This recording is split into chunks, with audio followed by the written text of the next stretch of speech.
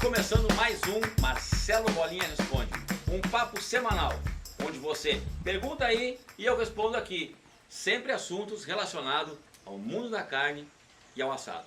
Vamos lá? Já começamos bem as perguntas aqui, meus amigos. Pergunta do Igor, Marcelo Bolinha. Minha esposa gosta de carne bem passada, eu já gosto dela no ponto. E às vezes me atrapalha e ela reclama. Tem um meio termo? Igor, vamos dizer assim, ó, meio termo não tem. Mas, vou te dar um bom exemplo e uma grande dica, tá? Se você pegar a fraldinha, ela tem um lado mais grosso, que é o lado da gordura, e o lado da carne mais fino. Então você coloca a fraldinha tanto na grelha de parrilha, na grelha normal ou no espeto, e a carne mais magra vai assar mais rápido. E normalmente o pessoal que gosta de carne passada no ponto também não gosta dela com gordura, né? Então, a parte mais magra vai ficar mais rápido pronta, e a parte da gordura vai demorar mais a ficar pronta. Então você consegue ter os dois pontos no mesmo corte. É uma grande dica, viu? Mas também não esquece, não erra no ponto da carne da sua esposa, né? Experiência própria, hein? Senão... Lá ele me mandou essa daqui. Tem diferença de sabor na carne se usar sal de parrilha e sal grosso? Boa, Laí, essa pergunta eu ouço muito. Assim, ó, sabe aquele ditado do gosto é gosto e não se discute? Entre sal grosso, sal de parrilha, sal fino, sal temperado, é mais ou menos assim. Você experimenta vários sais no seu assado.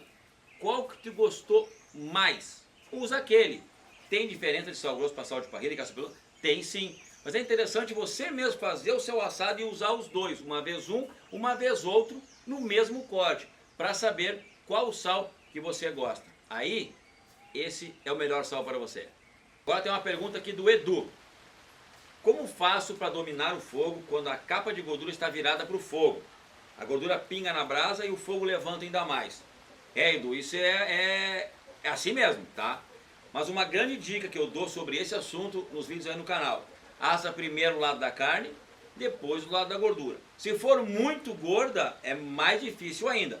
Aí você tira um pouco da gordura ou simplesmente levanta a grelha ou levanta o espeto e assa mais acima.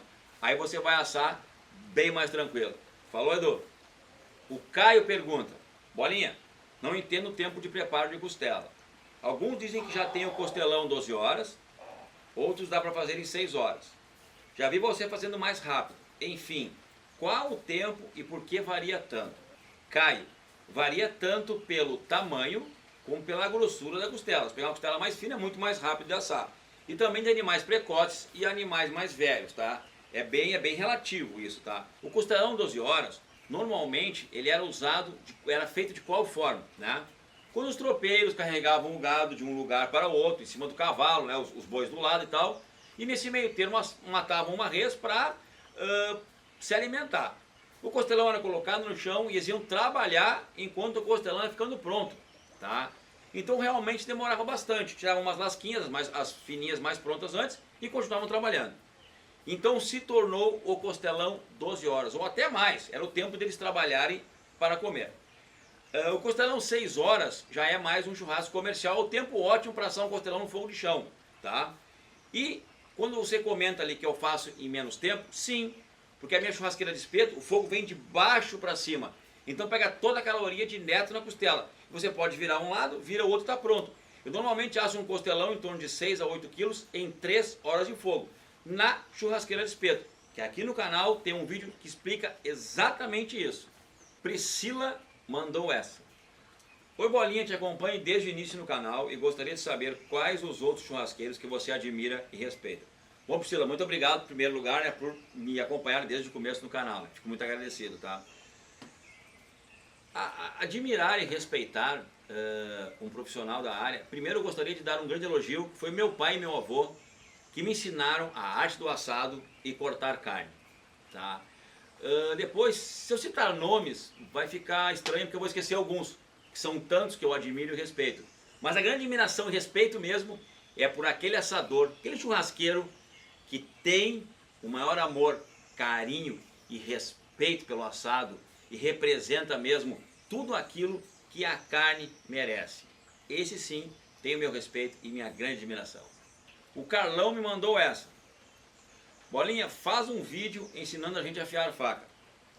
Carlão, só aqui no canal já tem muitos vídeos, quase 100 já, e tem um deles que é sobre como afiar a sua faca. Então, ó, clica aqui no sugestão que vai cair direto no vídeo. Aproveita e te inscreve no canal, que tá vindo muita coisa boa por aí. Valeu, irmão? Saulo quer saber, o que você faz com as carnes que sobram depois do churrasco? Saulo, tem uma equipe grande aqui, Saulo. Todo mundo, ó, enche a pança, sai daqui de barriga cheia com esses churrascos muito bons que a gente faz. Mas também fica a carne pro caseiro aqui da propriedade, leva a carne para casa, o pessoal leva a carne para casa, tanto crua como assada. E todas as segundas-feiras, minha esposa faz marmitas para doações de uma ONG aqui de Porto Alegre. Tá bem? Então é isso, meus amigos. Muito obrigado pela participação de vocês. Pergunta aí que eu respondo aqui tudo sobre carnes e assados. Um abraço do Gaúcho e até semana que vem.